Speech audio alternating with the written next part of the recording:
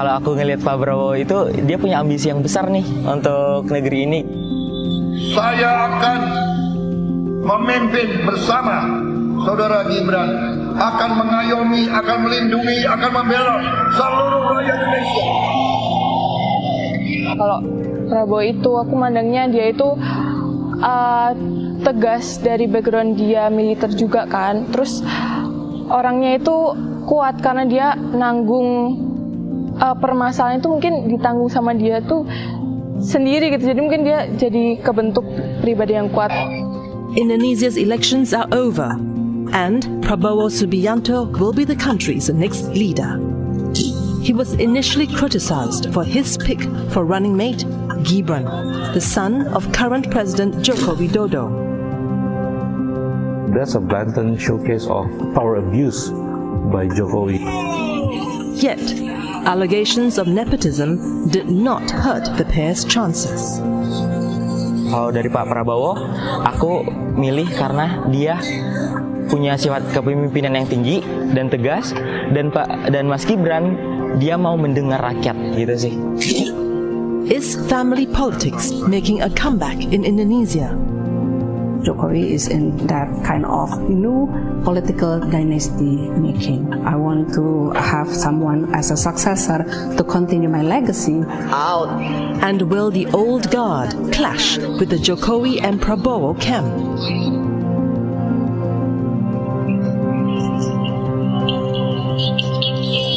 Bey Adika loves South Korean pop music.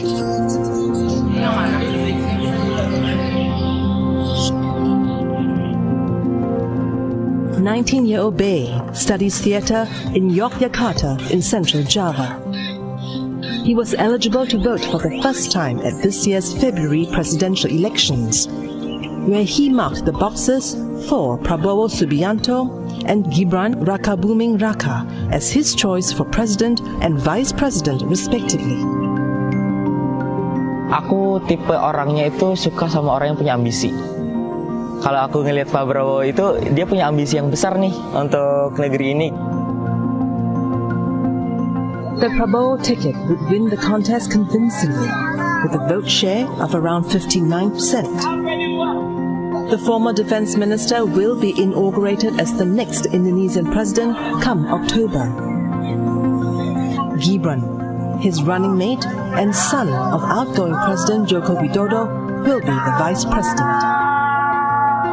Setelah dikasih tahu kalau misalkan itu ada Mas Gibran sebagai calonnya, udah 100%. Karena emang ini udah pasangannya pas banget. Satu bisa ngedengar, satu bisa memimpin, udah aman deh gitu. Yogyakarta, where Bey lives, is home to around 100 universities and academies. Its nickname is the City of Students. Young adults like the students here were a key bloc in this year's election. Millennials and Gen Zs made up more than half of eligible voters. Bey's good friend, Anindya Kinan, is also a student here. And like him, she too cast her ballot for Prabowo and Gibran. Kalau Prabowo itu, aku mandangnya dia itu tegas dari background dia militer juga kan. Terus orangnya itu kuat karena dia nanggung permasalahan itu mungkin ditanggung sama dia tuh sendiri gitu. Jadi mungkin dia jadi kebentuk pribadi yang kuat. At face value, Prabowo's support among the youth was unusual. First, at 72, he's nearly 2 decades older than the other two candidates, Ganjar Pranowo and Anies Baswedan.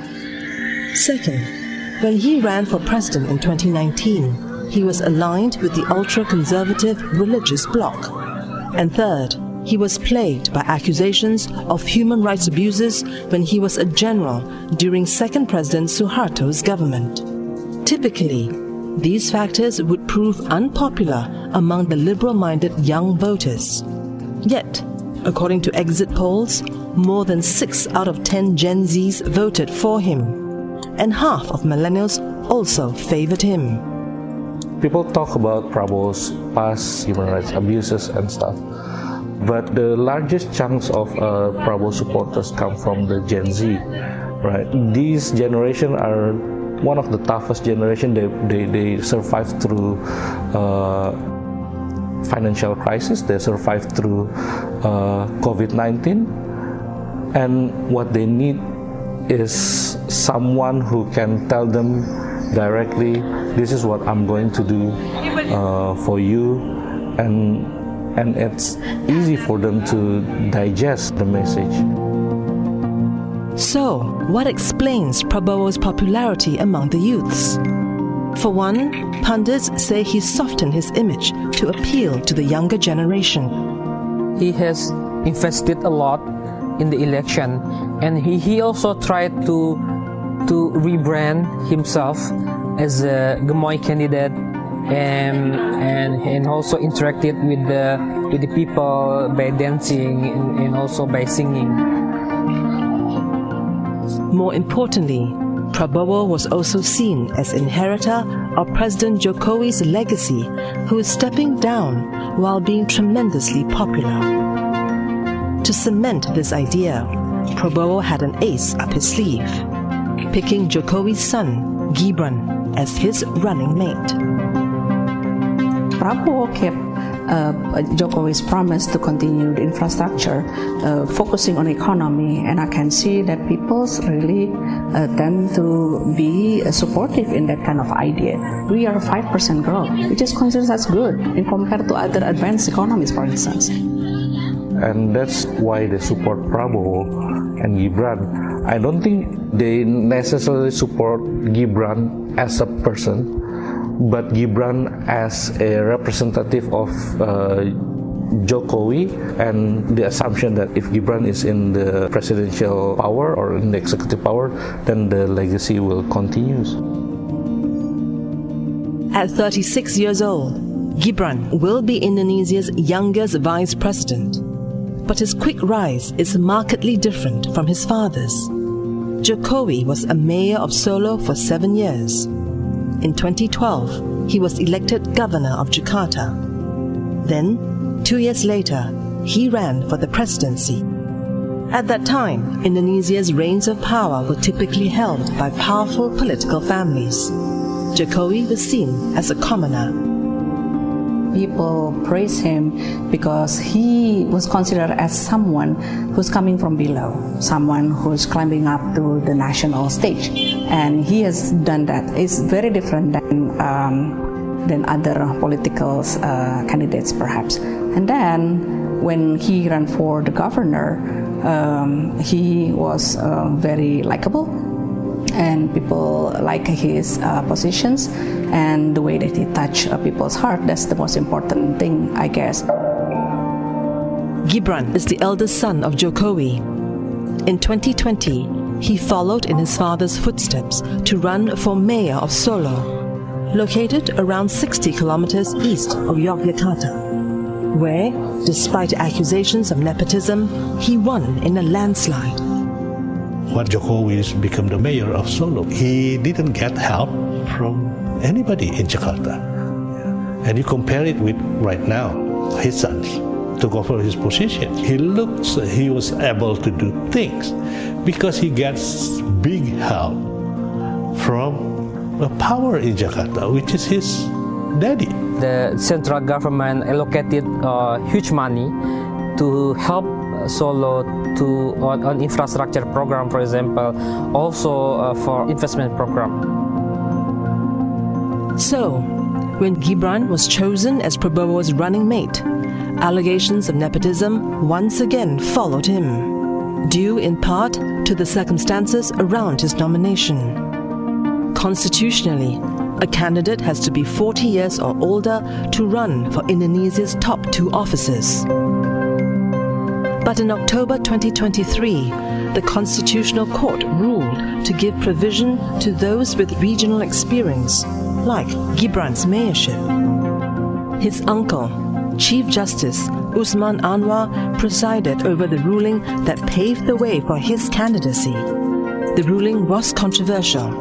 Usman was later dismissed for a breach of ethics.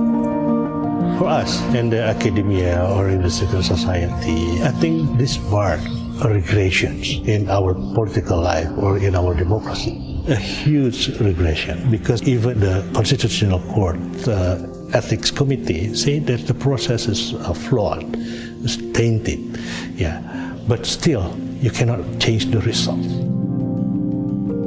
Yet, the Prabowo Gibran ticket won with nearly 59% of the vote. Their opponents, Anies and Ganja, secured 25 and 16% respectively. The charges of nepotism did not seem to deter voters. Kalau untuk nepotisme sendiri, aku kurang setuju ya. Karena emang dia bukan yang ujuk-ujuk datang, ujuk-ujuk jadi wakil juga. Dia emang juga berproses dari bawah. Dia merintis juga dari bawah, dia coba jadi wali kota, dan ternyata kota yang dia handle maju, dan dia bisa mendengarkan rakyat. Menurut aku, ya mungkin ada unsurnya, tapi kalau aku balik lagi kan dia udah bisa menunjukkan kebolehannya dia. Dan kalau misalnya dia bisa memberikan yang terbaik daripada yang lain dan memberikan bukti nyata. With Indonesians making their choices clear at the ballot box, are critics' concerns over nepotism exaggerated? Culture and history may explain why Indonesians are comfortable keeping things in the family.